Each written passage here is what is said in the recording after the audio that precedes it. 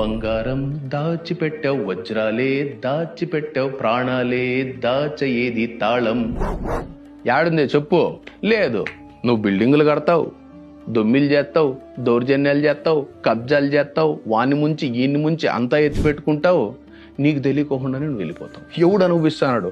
నువ్వు సంపాదించుకునేది నువ్వు అనుభవించక మళ్ళా అది ఇంకొక రూపంగా అది వేరే వాళ్ళకు చెడు జరిగేటట్టుగా అవుతుంది. నీ కడుపుకి ఎంత పడుతుందో మనం అంతే కదా తినగలము. దానికి మించి తిన్నామంటే అజీర్తి అవుతుంది. డబ్బు వ్యసనం అనేది చాలా భయంకరమైనది. డబ్బుని ఎంతవరకు అంతవరకు. ఒక బండి నడవాలంటే ఇంధనం ఉండాలా, పెట్రోల్ ఉండాలా మన 2 వీలర్లో. సో ఆ పెట్రోల్ ఎంతవరకు అంతవరకే వేసుకో. అంతేగాని అమ్మో నాకు 2 వీలర్ ఉంది కదా అని చెప్పేసి 1000 లీటర్లు తెచ్చి మనం ఇంట్లో పెట్టుకోం కదా ఆడ. ఒకసారి ఆలోచించండి. సో అలాగే డబ్బు కూడా నీకు ఎంత అవసరమో అంత సంపాదించుకో. ఒక నెలకి ఎంత కావాలా, ఒక 6 నెలలకు ఎంత కావాలా, ఒక సంవత్సరానికి ఎంత కావాలా, ఒక ప్రణాళిక వేసుకో. ఆ సంవత్సరానికి కావాల్సినంత డబ్బును సంపాదించుకున్న తర్వాత మళ్ళీ ఆ సంవత్సరం వరకు ఆ డబ్బుని ఎంజాయ్ చేయండి. ఫ్యామిలీతో గడుపు.